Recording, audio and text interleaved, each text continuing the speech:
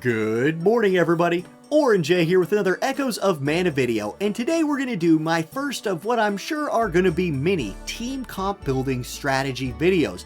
And included in this video is going to be something I think you want to do and you want to start doing right away that will really help progress your account down the road. And if you don't start doing it, you might fall a little bit behind when it comes to progressing your characters as they start hitting those max levels. But we'll talk about that in a minute. The first thing I want to talk about is something I got clued into today that is a huge power boost to your account right now, and that is to pair units of the same element together in the party slots. For example, Reese and Prim are both wind element units, so because Prim, a 3-star wind unit, is in the sub slot right here, it is giving a 25% stat buff to both of them. Now, that's a big deal, right? So you can see here, party member number 1, ice element, 25% buff to both of them. And it scales off of the sub unit. For example, over here in party member 2, we've got a fire element unit and a fire element unit, and they're getting a 30% stat buff because the sub person is 4 stars. So when you're building teams, I think building duos, right, of the same element is just going to be core to being good in this game, and it's a good reason to have some high level or at least high star rating units in that subslot for that stat buff. A 25% buff from a 3-star unit is a big deal. Like, that's going to really help you push some of the harder content in the game. Next, I want to talk about what kind of team you should build, not when you're doing hard content yet, because honestly I haven't cleared any truly hard content yet. But I am farming the story. I'm killing stuff that's really pretty easy. And I think there's something you're going to want to start doing while you're just grinding, right? And that's leveling up some of the trash, leveling up some of your fodder. And let me tell you why.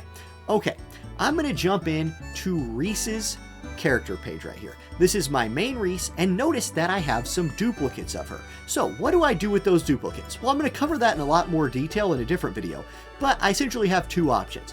I can get Reese to her max level and use allies of the same rarity to ascend an ally and raise their level cap. This will give her more star ratings, and it might seem like that's what I should do with her duplicates. No, her duplicates are much more valuable over here in the Unleash category, I think. Here's where you have to use either a duplicate of the unit or one of these generic things that I don't know how much we'll get of to unlock their next support skill, increase the damage of their skills, etc. You have to have duplicates to do this second box over here. On this first box, you just have to have allies of the same star rating. It could be anybody else, and you can star up your lower level units in order to do this. So note here in the example, it's showing 2 level 1 2-star units being used to raise the star level of a max level 2-star unit. This will make that unit into a 3-star, etc. So why is that important? Well, I've already done my first poll session, and from that poll session I got a lot of trash, let's say, right?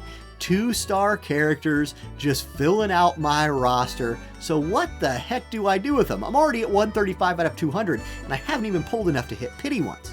Here's what I'm going to be doing. While I'm just farming the game, I'm going to take somebody like, I don't know, Roxa here, and just throw her in as a subunit on my group. She's not going to be participating in the fight very much, but she will be gaining experience. Then when she gets to max level, I can use 2 of these other 2-star trash units to star her up. Then she's 3-star. I can put one of these 3-star units, which you're just getting a ton of. I'm telling you, as you pull, you get a lot of these 3-star units. I'm going to level one of them up to max, and then I'm going to use 2 other 3-star dupes to make them a 4-star, and then I can use that 4-star to make one of my premium units, one of these base 4-star units, into a 5-star unit. So in order to do that though, you want to probably be taking advantage of some of this trash right here to give yourself more 3-stars to use, and then start leveling up some of your 3-stars to, give yourself some 4-stars to use. Maybe the most efficient way here is use 3-stars for this. Maybe you should just focus on getting a bunch of 3-star characters to max level, because maybe we get enough gems in this game that we can just pull enough that there's plenty of 3-stars to use as fodder. And I want to get the name right. Is it Ascension?